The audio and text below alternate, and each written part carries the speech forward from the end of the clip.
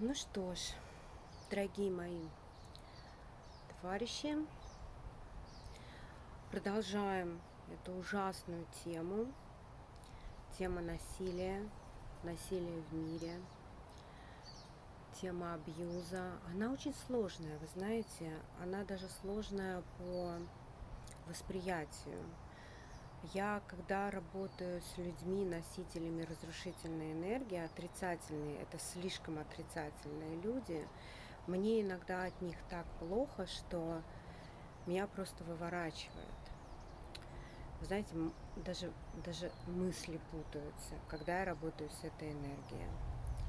И вы знаете, в прошлом видео вам было обещано, я имею в виду разрушителей, что вам будут даны определенные рабочие инструменты. Интересно.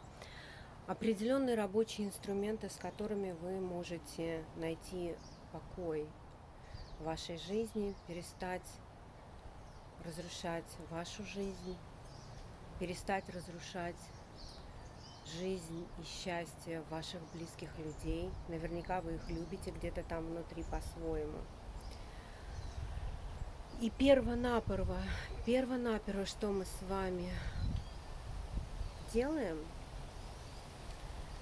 это отвечаем на самый простой вопрос. Почему мы такие? Вот прям берем лист бумаги и пишем: я разрушитель. Первый вопрос: почему я такой? И начинаете писать, что вас раздражает. Прям в столбик. 1, 2, 3. Меня раздражает жена, потому что раз, два, три, пять, 10. Меня раздражает муж, потому что раз, два, три, 10. Меня раздражают коллеги по работе. Раз, два, три, пять, 10. Вы удивитесь, дорогие разрушители, что в вашей жизни окажется огромное количество людей, которые вас раздражают. И это такая очень двоякая ситуация, когда не совсем понятно, кто же виноват, а кто прав.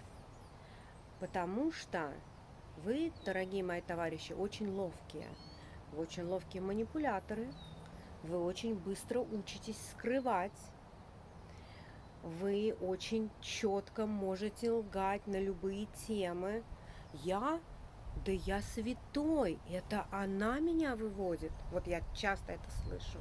Ко мне очень много обращаются на эту тему мужчин. Или, например, жена: да он меня бесит. Он такой козел, такой, розетки. Я вообще могу сказать вам одну вещь интересную, дорогие мужчины.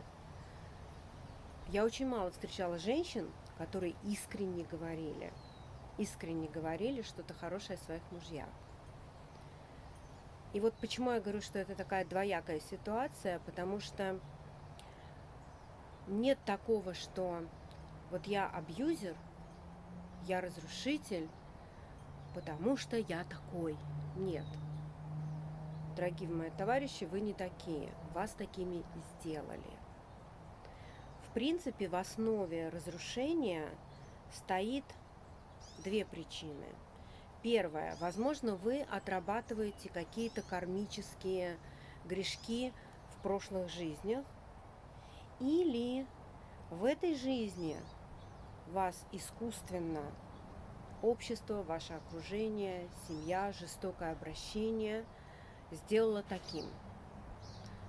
Ну, например, если человек вырос в каком-нибудь гангстерском районе или в каком-нибудь криминальном, очень криминальном городе, ждать от этого человека, что он не погружен во все эти ужасы и не склонен к насилию, практически нет даже смысла ждать у этого человека каких-то хороших, нормальных отношений с людьми.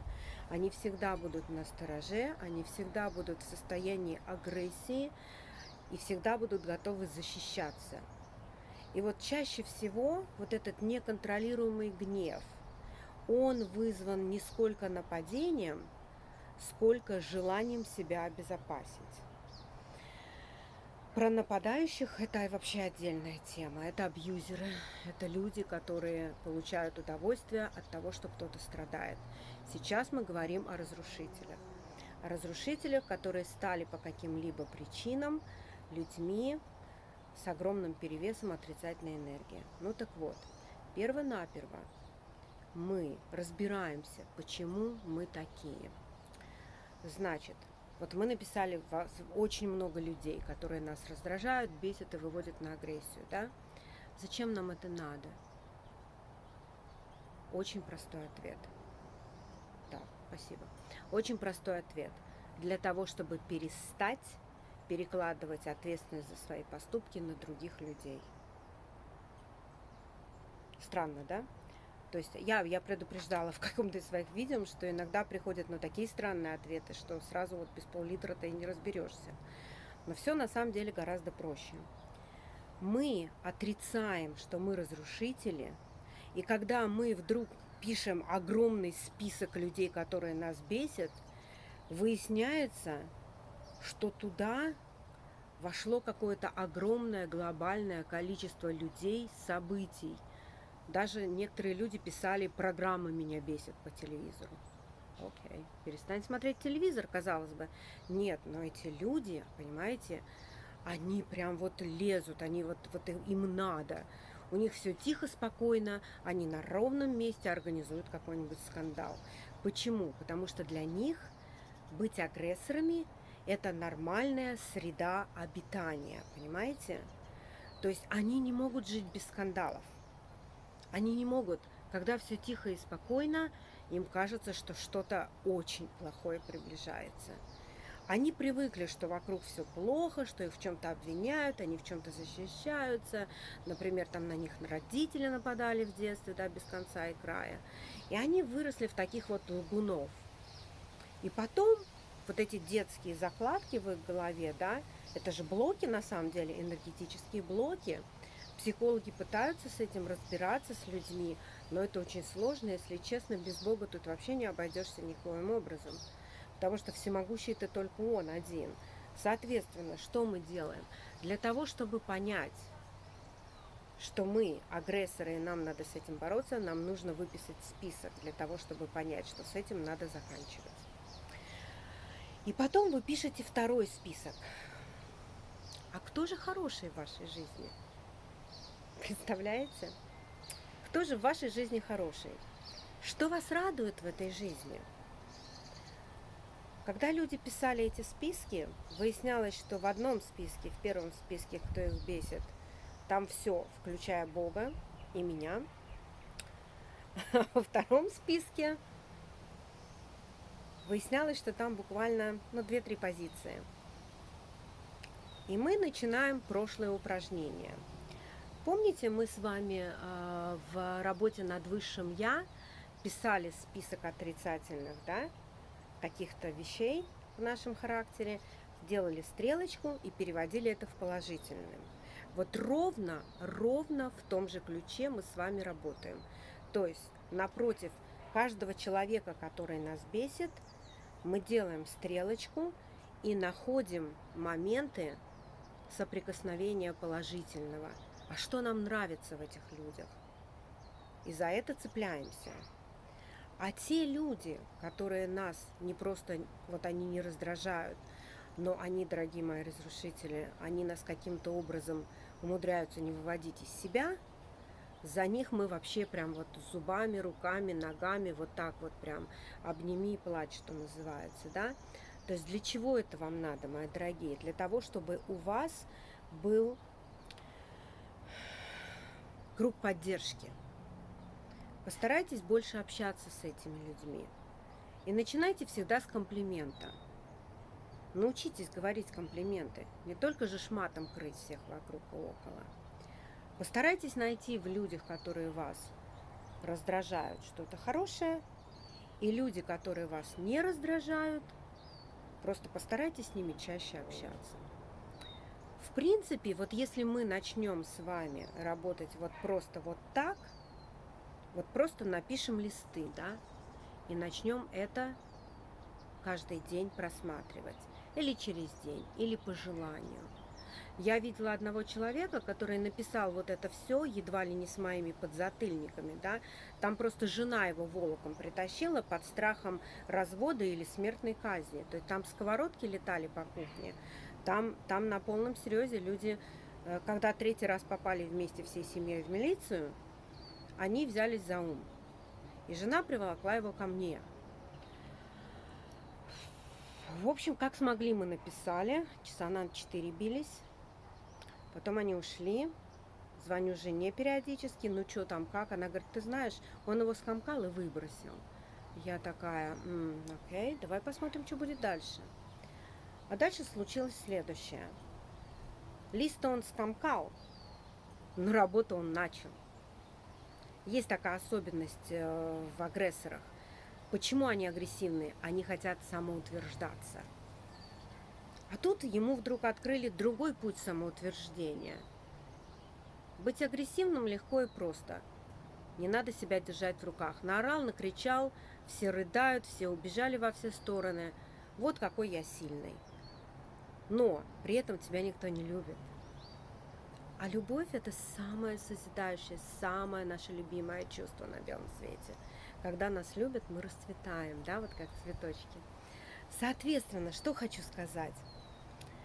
И этот человек, он вдруг начал чувствовать, он начал меняться, и люди тоже начали меняться. Попервой удивлялись, сторонились, вспышки гнева продолжались в течение года, но они становились все реже, реже и реже. И он пришел через год и спросил, а теперь-то что делать? Я вроде как почти уже не злюсь и не срываюсь. Я говорю, а теперь, дорогой, просто наслаждайся тем, что тебя любят. Говори каждый день всем своим любимым людям, я тебя люблю. И вот из этого человека всего лишь за год жена, я немножко, ну и, понятное дело, высшие силы поработали. Он превратился в самую, наверное, лучшую семьянина, которую я когда-либо видела. Как ни странно, из вот таких вот плохишей, если над ними упорненько поработать, получаются самые прекрасные люди. Опять же, мы говорим о разрушителях, мы говорим о вспышках гнева. Мы не говорим сейчас об абьюзерах. Абьюзеры – это люди, по которым плачет психиатрия громкими слезами. Это люди, если у вас есть абьюзеры, которые получают удовольствие от ваших слез, просто вот поворачивайтесь и бегите. Поверьте, оно того не стоит. Опять же, предварительно спросив наверху, можно ли вам это сделать. Поэтому, мои вы дорогие, следующее видео, не знаю, как я смогу, потому что у меня у самой есть, к сожалению, опыт абьюза в жизни. Так вам скажу, наверное, я не знаю, как я решусь это все записать. Попробую, потому что это очень... Я даже говорить не могу. Все перекрывается тут же. Но, опять же, сверху.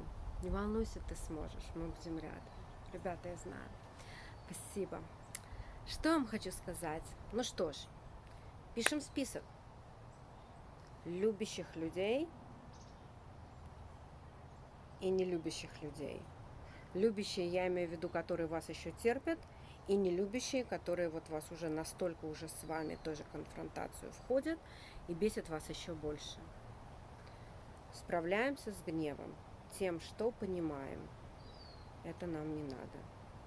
Ну что ж, люблю, целую. Подписывайтесь. В комментариях разводите обсуждения, желательно без мата. Хотя, в принципе, иногда маты и молитвы – это самое сильное, что может нам помочь.